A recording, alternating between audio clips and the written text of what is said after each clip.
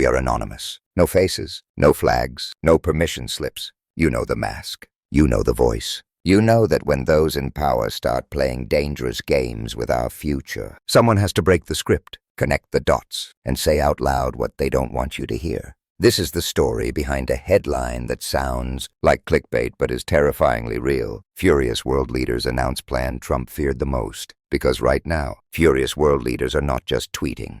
They're not just issuing strongly worded statements.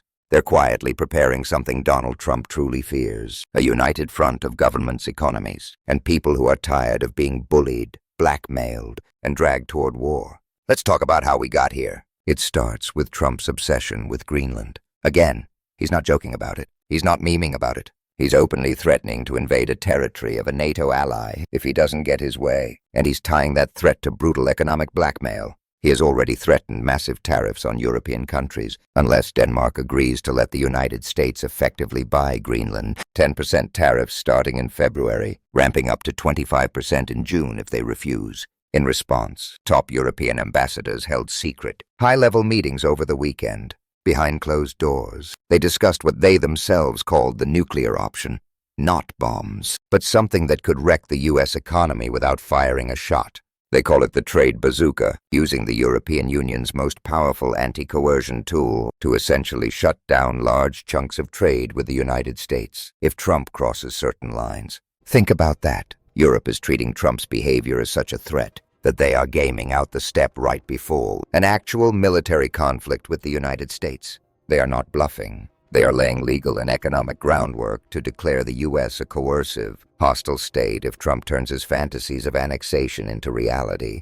And they're doing it while Trump is already turning his eye to his next target, because as he rants about Greenland, he's also obsessing over Canada. According to people around him and even friendly regime media reporters, Trump keeps repeating that he wants Canada to become the 51st state, that Canada is too vulnerable to U.S. adversaries, and that something needs to be done there. He's been saying it over and over, like an authoritarian rehearsing a line until it sounds normal in his own head. But Canada has a message for him. Prime Minister Mark Carney is not playing along. Publicly, he has already said that Greenland's security is a matter for NATO, and that the future of Greenland will be decided by Denmark and Greenlanders themselves, not by some American strongman with a fixation and a tariff gun. Privately and militarily, Canada is preparing for the worst. Carney is considering deploying more Canadian troops to Greenland alongside Danish and other NATO forces, reinforcing the Arctic against any U.S. adventurism. At the same time, he just came back from China with something that should terrify Trump more than any meme or protest: a $1 trillion strategic trade alliance. Under that deal, Chinese electric vehicles are about to pour into Canada, undercutting U.S. automakers and delivering a direct punch to the American auto sector Trump pretends to protect. China will also ramp up purchases of Canadian liquefied natural gas, canola, and other Canadian products, strengthening Canada's economy while reducing dependence on the U.S. market. And up north, the public mood is shifting fast. A recent poll out of Canada shows roughly 3/4 of Canadians are boycotting U.S. products. In some categories, take booze as an example, as a way of giving a big collective middle finger to Trump and his regime. That's not anti-American, that's anti-Trump. Ordinary Canadians are separating the American people from a corrupt, reckless leader and choosing to hit back in the language. He actually understands money. Naturally, the regime media in the U.S. is melting down about this. You've got Fox News hosts like Laura Ingraham whining that Canada's trying to destroy the North American auto industry, crying on air that Canadian policy and Chinese EVs are some kind of existential threat. What she won't admit is that Trump already destroyed the North American auto ecosystem with his chaos, his trade wars, and his total lack of long-term strategy. She's not a journalist at that point. She's a state propagandist trying to protect her king. Meanwhile, reality keeps punching back. Over just the last couple of days, border authorities intercepted a truck trying to cross from the U.S. into Canada with $7 million worth of heroin hidden on board. And that's just what they caught. Drugs and guns aren't just flowing south. The U.S. is a major source of the chaos spilling over into Canada and Mexico. While Trump smears other countries as crime-ridden, his own regime presides over a pipeline of narcotics and weapons going outward. Now zoom out. Europe remembers something Trump clearly doesn't understand: loyalty. There's a picture you don't often see on American TV. The coffins of Danish soldiers killed in Afghanistan in 2007, draped in flags, coming home from a war they fought, because America invoked Article 5 of the NATO treaty after 9/11. Denmark per capita lost more soldiers there than almost any other ally.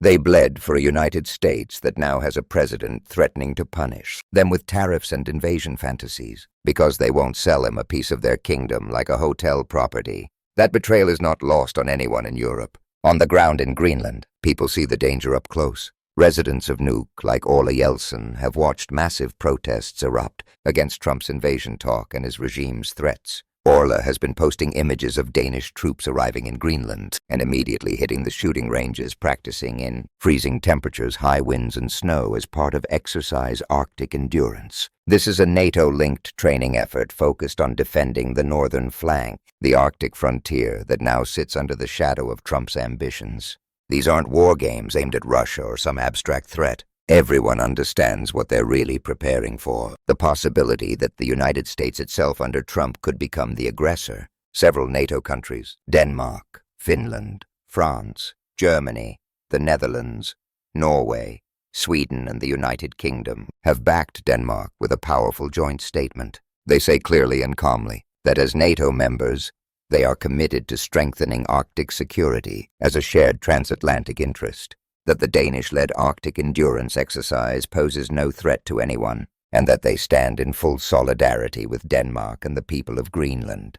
They insist on dialogue based on sovereignty and territorial integrity, and they make it explicit. They will not be pressured, and they will not back down just because Trump stomps his feet. In response, what does Trump do? The same thing he always does: threaten. He has warned that any country refusing to support his Greenland grab will be hit with a 10% tariff on February 1st, followed by a 25% hike starting in June. He's literally trying to tariff NATO into submission. European leaders fired back with another joint statement warning that these tariff threats undermine transatlantic relations and risk a dangerous downward spiral. They pledged to remain united, coordinated, and committed to their own sovereignty.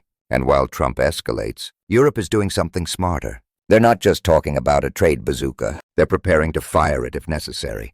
The anti-coercion instrument, nicknamed the EU's Big Bazooka, is designed precisely for this kind of situation when another country tries to bully Europe economically. It allows the EU to hit back by blocking certain companies from the European market, imposing export controls, suspending intellectual property rights, and more. It's a last resort, nuclear-scale economic weapon that was originally designed with China in mind. Now French President Emmanuel Macron and others are openly talking about using it against Trump's America. Here's what should scare Trump. Collectively, European countries hold trillions of dollars in U.S. Treasury bonds. Commentators talk about numbers on the order of $8 trillion when you consider the broader network of European sovereign funds, institutions, and investors intertwined with U.S. debt, even if the exact figure changes as markets move. If Europe decided to go truly nuclear, cutting off major U.S. firms from their markets and dumping large amounts of U.S. debt, it could trigger a financial shock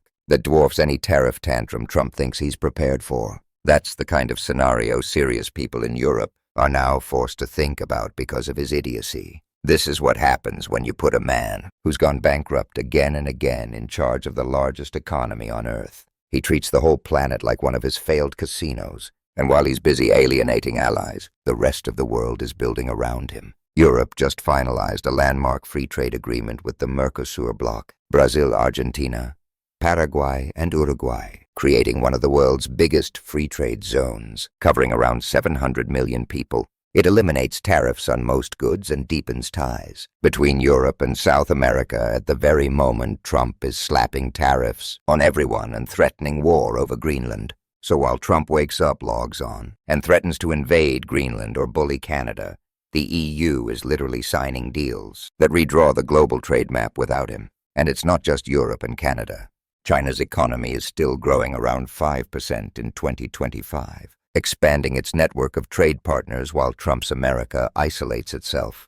He promised to decouple from China and win the trade war. Instead, he's pushed countries like Canada even closer to Beijing economically, and he's given China the perfect excuse to present itself as the rational, stable alternative. Back in Europe, even some right-wing leaders who once flirted with Trumpism are done with him. Italian Prime Minister Giorgia Meloni, hardly a left-wing globalist, has reportedly criticized Trump's Greenland obsession as dangerous and stupid.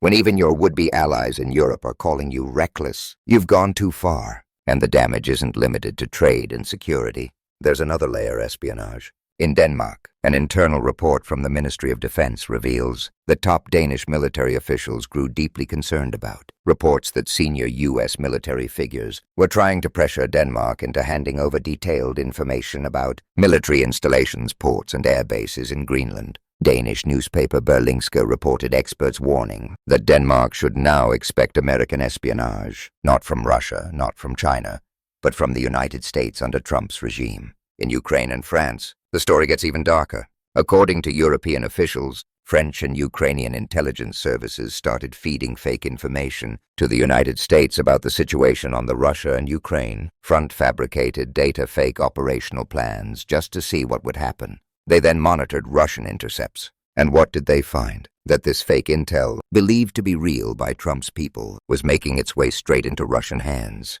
In other words, the Trump regime was effectively leaking bogus intel to Putin, thinking it was legitimate, while Russia used it to map out what the U.S. thought was going on. Let that sink in. Allies didn't trust Trump enough to give him real information. They had to set up a sting operation using fake intel, and that's how they confirmed that Washington under Trump was, intentionally or not, acting as a pipeline to the Kremlin. From Denmark's perspective, from Ukraine's perspective, from Europe's perspective, this isn't just bad policy. It feels like betrayal. Danish Prime Minister Mette Frederiksen has made it clear Denmark supports NATO, supports its allies, and wants cooperation, but it will not be bullied, and it will not quietly tolerate espionage and annexation schemes against its own territory. She's welcomed the strong backing from other European governments and insisted that Europe as a whole will not be pressured. That's diplomatic language for enough. Meanwhile, Trump keeps trying to rebrand himself as some kind of peacemaker. He's rolled out this thing called the Board of Peace, a U.S.-led international body supposedly created to oversee the rebuilding of Gaza and other war-torn regions.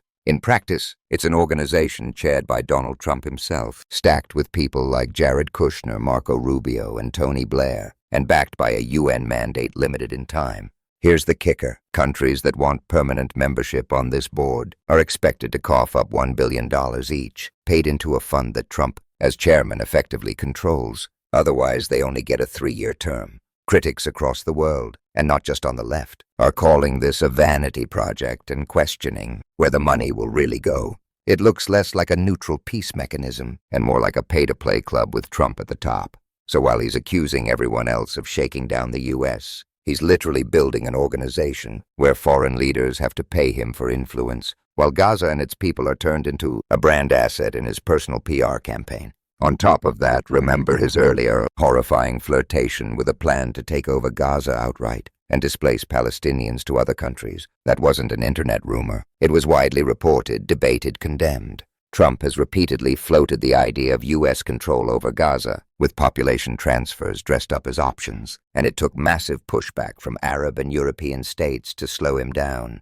And yet, when his ambassador went to the United Nations recently, trying to rally the world against Iran under the banner of noble human rights, pointing out correctly that the Ayatollah's regime brutally represses protesters, almost nobody lined up behind the U.S. Why not? Because people love the Ayatollah. Because they don't trust Trump. Countries like Qatar, Saudi Arabia, Turkey, even Israel's Netanyahu in his own way, signaled that if Trump starts a war with Iran, he's on his own. They know the U.S. military under Trump is overextended and misused, deployed off the coast of Venezuela, tangled up in murky oil games, while money from those deals slides through accounts in places like Qatar. People see the pattern. Trump using U.S. power to create opaque cash flows for oligarchs and insiders, then demanding applause for strength. All of this is why furious world leaders are now openly preparing the one plan Trump fears the most: coordinated resistance. They are building new trade networks that cut around him. They are training troops in the Arctic to deter him. They are running counterintelligence operations to protect themselves from his regime's leaks and espionage. They are designing economic weapons, like the EU's trade bazooka, that can slam the brakes on U.S. corporations if Trump crosses certain lines. And crucially, they are learning to stand together even when threatened. Trump's nightmare isn't just losing a negotiation. His nightmare is a world where bullying no longer works. So here's the call to action. If you're watching this, don't be passive. Stay informed. Support real journalism and independent watchdogs, the reporters and analysts who track this madness day in and day out, people like Ron Filipkowski and countless others who dig into documents and expose the lies. Share this story. Talk about what's happening in Greenland, in Canada, in Gaza, in Europe. All of it is connected. We are anonymous. We do not forgive. We do not forget. Expect us.